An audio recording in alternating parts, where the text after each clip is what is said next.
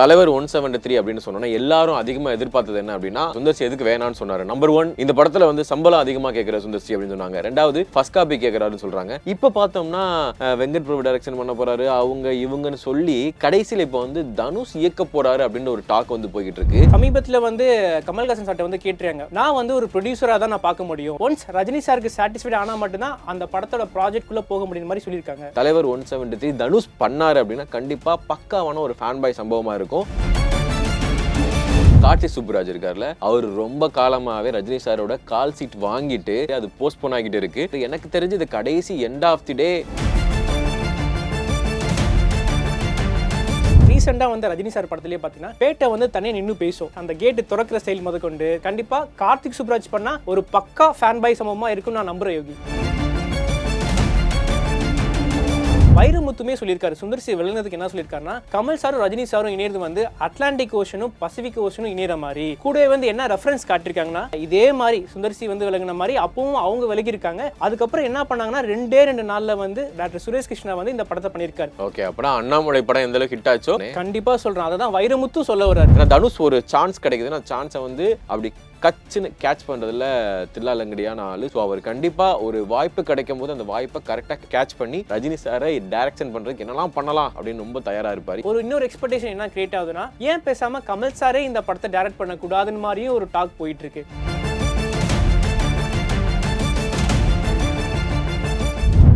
Everest easy chef ஆகுங்கள் சில நிமிடங்களிலேயே. சௌபாக்யா home and kitchen appliances. தலைவர் 173 அப்டேட் என்னாச்சு யோகி? தலைவர் 173 அப்படின்னு சொன்னோன்னா எல்லாரும் அதிகமாக எதிர்பார்த்தது என்ன அப்படின்னா நிறைய காரணம் சொன்னாங்க எதுக்காக இந்த படம் நடக்கலை, சுந்தர்சி எதுக்கு வேணான்னு சொன்னார். நம்பர் 1 இந்த படத்தில் வந்து சம்பளம் அதிகமாக கேட்குற சுந்தர்சி அப்படின்னு சொன்னாங்க. ரெண்டாவது ஃபர்ஸ்ட் காப்பி கேட்குறாருன்னு சொல்கிறாங்க. இப்போ பார்த்தோம்னா வெங்கட் பிரபு டைரக்ஷன் பண்ண போகிறாரு அவங்க இவங்கன்னு சொல்லி கடைசியில் இப்போ வந்து தனுஷ் இயக்க போகிறாரு அப்படின்னு ஒரு டாக் வந்து போய்கிட்டு இருக்கு. தனுஷ் ரஜினி சார் அவங்க ரெண்டு பேரும் காம்போ இணைஞ்சா எப்படி இருக்கும் அப்படின்னா, ஓகே அவர் வந்து தீவிரமான ஒரு ரஜினி சாரோட ஃபேன் அப்படின்னும் போது அதெல்லாம் தாண்டி நான் ஒரு ஃபேனுங்க அவருக்காக நான் ஏதாவது பண்ணுவேன்னு சொல்லிட்டு பண்ணுறதுக்கான வாய்ப்புகள் இருக்குது. ஏன்னா ஃபேன் பாய் சம்பவத்தை தான் எதிர்பார்ப்பாங்க. கார்த்திக் சுப்புராஜ் எந்த மாதிரியான ஃபேன் பாய் சம்பவம் பண்ணார் அப்படின்றது தெரியும். நெல்சன் எந்த மாதிரியான ஃபேன் பாய் சம்பவம் பண்ணார் தெரியும். ஸோ அந்த மாதிரி இது ஒரு தலைவர் 173 தனுஷ் பண்ணார் அப்படின்னா கண்டிப்பாக பக்காவான ஒரு ஃபேன் பாய் சம்பவமாக இருக்கும். அதே மாதிரி அதில் ஃபீல் குட்டான விஷயங்களும் சொல்லுவார். ஏன்னா தனுஷ் அவர்கள் இப்போ ரீசெண்டாக பண்ண படங்களில் ஒவ்வொன்றிலையும் வந்து ஏதோ ஒரு வகையில் ஏதோ ஒரு ஃபீல் குட் பண்ணியிருக்கிறாரு. பவா பாண்டியா இருக்கட்டும், அதே மாதிரி நிலவுக்கு என்மேல் என்னடி கோவமாக இருக்கட்டும், இட்லி கடையாக இருக்கட்டும், ஸோ இந்த படங்களில் ராயனாக இருக்கட்டும், ஸோ இந்த படங்களில் ஏதோ ஒரு வகையில் ஏதோ எமோஷனல் டச் ஆகி இது மாதிரி சில விஷயங்கள் நல்லா தான் இருந்தது படத்தில். ஸோ அதனால ரஜினி சாரை தனுஷ் இயக்குனாருன்னா அந்த படம் நல்லா தான் இருக்கும். பட் எண்ட் ஆஃப் தி டே யாரும் எக்ஸ்பெக்ட் பண்ண வேணாம் அப்படின்னு தான் சொல்லணும். நிச்சயமா சொல்லலாம். ஏன்னா வந்து முதல்ல வந்து லோகேஷ் கனராஜ் வந்து டைரக்ட் பண்ண போறேன்னு சொன்னாங்க. அதுக்கப்புறம் சுந்தர்சி சொன்னாங்க. இப்போ வந்து தனுஷ் சொல்றாங்க. இன்னும் மேலே போயிட்டு பார்த்தீங்கன்னா வெங்கட் பிரபு இருக்கலாம், இல்லை கார்த்திக் சுப்ராஜ் இருக்கலாம். இப்படி வந்து டேரக்டர்ஸ் மாறிக்கிட்டே இருக்காங்க. சமீபத்தில் வந்து கமல்ஹாசன் சார்ட்ட வந்து கேட்டிருக்காங்க, ப்ரெஸ் கேட்டிருக்காங்க, என்னதான் சார் ஆச்சு சுந்தர்சி வெளியே போகணுன்னு கேட்டிருக்காங்க. அதுக்கு அவர் என்ன சொல்லியிருக்காருன்னா, நான் வந்து ஒரு ப்ரொடியூசராக தான் நான் பார்க்க முடியும், ரஜினி சாருக்கு கதை பிடிச்சிருந்தா மட்டும்தான் நான் அடுத்த கட்டத்துக்கு நகர முடியும் அப்படின்னு சொல்லியிருக்காரு. மேபி அது எப்படி போகலான்னா இன்னுமே வந்து அடுத்தடுத்து டேரக்டர்ஸ் பார்த்துக்கிட்டு தான் இருக்காங்க. ஒன்ஸ் ரஜினி சாருக்கு சாட்டிஸ்ஃபைட் ஆனால் மட்டும்தான் அந்த படத்தோட ப்ராஜெக்ட் குள்ள போக முடியும் மாதிரி சொல்லியிருக்காங்க. ஆனால் இதுக்கு முன்னாடி வந்து பார்த்தீங்கன்னா கார்த்திக் சுப்புராஜ் இருக்கார்ல, அவர் ரொம்ப காலமாகவே ரஜினி சாரோட கால் சீட் வாங்கிட்டு அடுத்த படம் தலைவருதுன்னு சொல்லி அது போஸ்ட்போன் ஆகிட்டு இருக்கு. ஸோ அதை நம்ம பேசாமல் வந்து கமல் சாரோட ப்ரொடக்ஷன்லேயே நம்ம பண்ணிட்டா போச்சு அப்படின்ற மாதிரி விஷயங்களும் போயிட்டு இருக்கு. ஒரு கல்ல ரெண்டு மாங்க அப்படின்ற மாதிரி கமல் சாரோட ப்ரொடக்ஷன்லையும் கார்த்திக் சுப்புராஜுக்கு ஒர்க் பண்ண மாதிரி ஆச்சு, ரஜினி சார் கூடயும் ஒர்க் பண்ண மாதிரி ஆயிடுச்சு அப்படின்ற மாதிரி ஒரு டாக் வந்து போயிட்டு இருக்கு. எனக்கு தெரிஞ்சு இது கடைசி எண்ட் ஆஃப் தி டே கார்த்திக் சுப்புராஜ் கையில தான் போறதுக்கான வாய்ப்புகள் இருக்கு. ஏன்னா கார்த்திக் சுப்புராஜ் ஆல்ரெடி ஒரு கதை சொல்லி அது ஓகே அப்படின்னு சொல்லி ரஜினி சார் வச்சிருக்காரு. அண்ட் கார்த்திக் சுப்புராஜும் காத்துக்கிட்டு இருக்கிறாரு. அண்ட் கமல் சாருக்கு வந்து ரஜினி சாருக்கு பிடிச்ச கதை பண்ற ஒரு டைரக்டர் தான் வேணும். ஸோ இது எல்லாமே காம்போ ஆகும்போது ஆல்ரெடி ஒரு நல்ல பக்காவான பேட்டை அப்படின்னு சொல்லிட்டு ஒரு ஃபேன் பாய் சம்பவமான ஒரு படத்தை கொடுத்துருக்காரு கார்த்திக் சுப்புராஜ். ஸோ அதனால இந்த படம் 173 கார்த்திக் சுப்புராஜ் கையில போறதுக்கான வாய்ப்புகள் அதிகமாவே இருக்குன்னு சொல்லலாம். ஏன்னா வந்து ஒரு எஸ்டாப்ளிஷ் டைரக்டர் கார்த்திக் சுப்புராஜ் பேட்டைங்கிற படம் பார்த்துருக்கலாம். ரீசெண்டா வந்து ரஜினி சார் படத்திலேயே பார்த்தீங்கன்னா பேட்டை வந்து தனியாக நின்று பேசும். அதில் விஜய் சேதுபதி சாராக இருக்கட்டும், அவருக்கான எல்லா படத்துல இருந்தும் பழைய படத்துல ரெஃபரன்ஸ் அந்த கேட்டு திறக்கிற ஸ்டைல் முதற்கொண்டு போடுறா பாட்டு அப்படின்னு இருக்க கொண்டு அவர் வந்து ஒரு யங் பாயாக காமிச்சிருப்பாங்க, லவ் பாயாக காமிச்சிருப்பாங்க, ஒரு வில்லன் பீக் வில்லன். எப்பவுமே ரஜினி சார் வந்து ஹீரோவா தான் நடிச்சிருப்பாரு. ஆனா அவர் வந்து ஒரு பயங்கரமா ஓல்ட் ஃபிலிம்ல வந்து வில்லனா பண்ணியிருப்பாரு. அதையும் வந்து ஒரு கிளைமேக்ஸ்ல வச்சிருப்பாங்க. கண்டிப்பா கார்த்திக் சுப்ராஜ் பண்ணா ஒரு பக்கா ஃபேன் பாய் சம்பவமா இருக்கும்னு நான் நம்புறேன் யோகி. ஓகே. அதான் ஃபேன் பாய் சம்பவமா தான் இருக்கும்.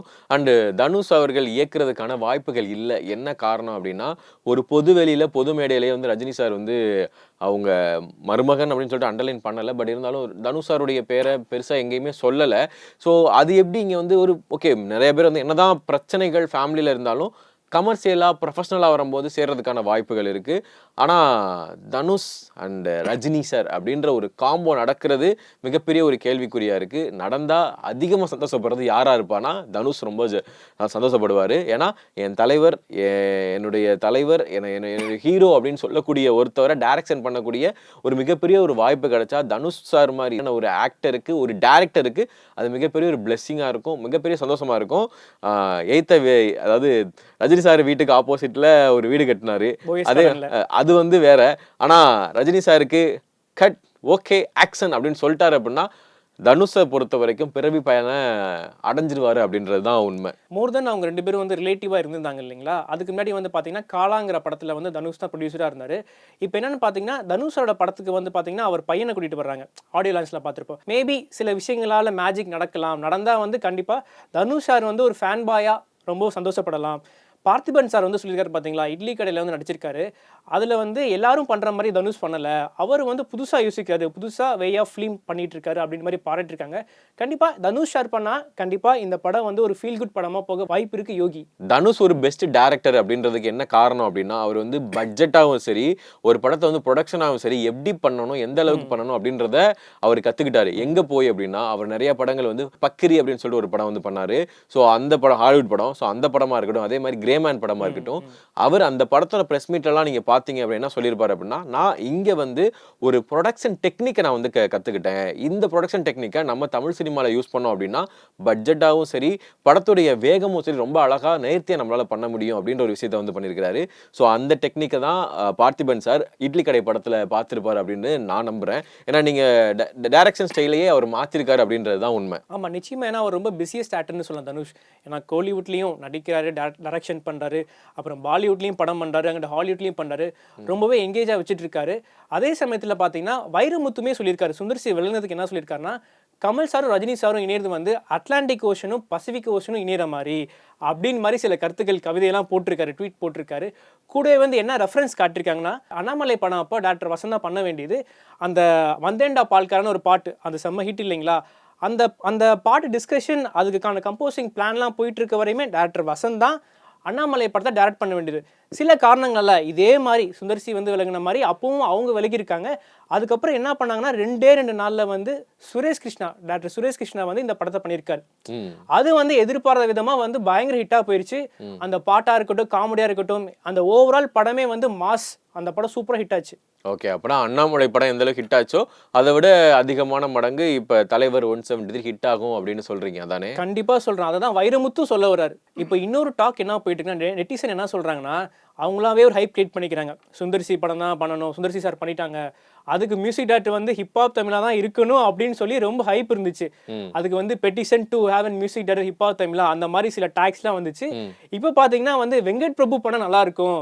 ஒரு காமெடியா, ஃபன்னா, ஒரு ஜாலியா கொண்டு போவார்ல. நம்ம கோட்ல பாத்துருக்கோம்ல. அது மாதிரி இந்த இதுவும் பண்ணணும் அப்படின்னு சொல்லி அது ஒரு தனியா ஒரு கிளப்பிட்டு இருக்காங்க. வெங்கட் பிரபு படம் நல்லா இருக்குன்னு சொல்றாங்க. ஓகே. ஸோ எனக்கு ஹிப்ஹாப் ஆதி பண்ணா நல்லா தான் இருக்கும். ஏன்னா அவருக்கும் அது மிகப்பெரிய நம்ம அண்ணன் தானே. நம்ம கொடுக்க வேற எங்க போயிடுவாருன்னு சொல்லுவாங்க.